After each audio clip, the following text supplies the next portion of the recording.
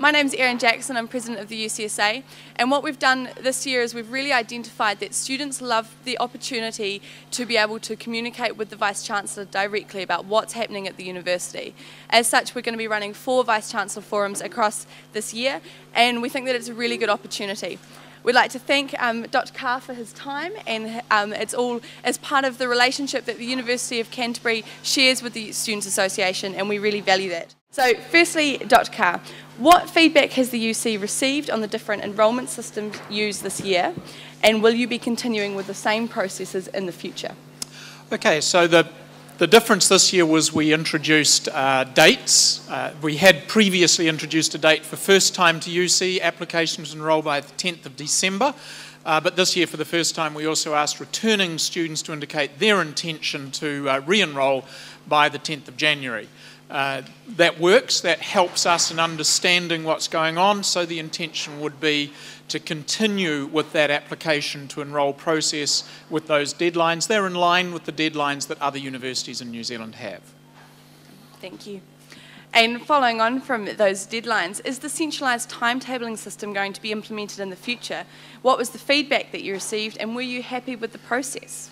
So the centralised timetabling was introduced for the first time, but will continue to be a feature of how the university uses its built infrastructure.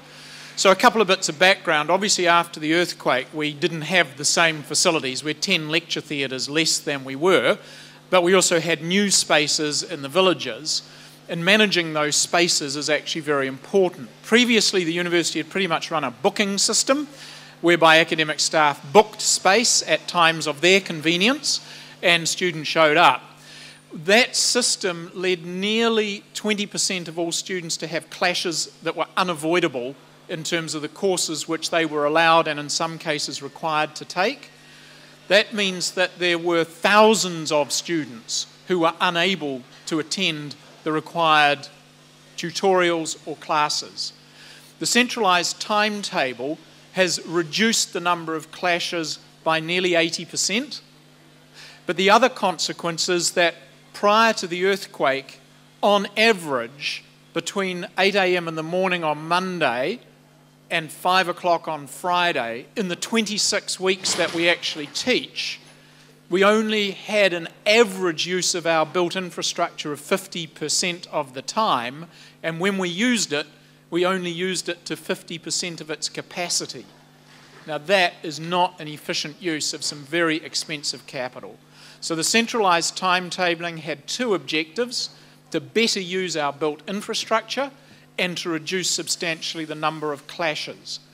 The program to introduce centralised timetabling started in September, and the advice was that normally it would take an institution such as ours 18 months to implement such a centralised timetable. We didn't have the luxury of 18 months, we had 6 months. And that's why the thing was under a lot of pressure. If I had my time again, I wouldn't have had an earthquake, and I would have used 18 months to introduce centralised timetabling. As it was, there's now an extensive consultation opportunity going on with academic staff to inform the development of the Semester 2 timetable, which will again be centrally planned, and we will have centralised timetabling going forward into next year. We will be able to publish in advance draft timetables, because one of the drawbacks for this first development of centralised timetabling was we allowed student choice to be a significant driver of the allocation of space, and of course we didn't know what the student choice was until enrolments had been completed. But now that we've got the patterns established, we should be able to establish draft timetables much sooner.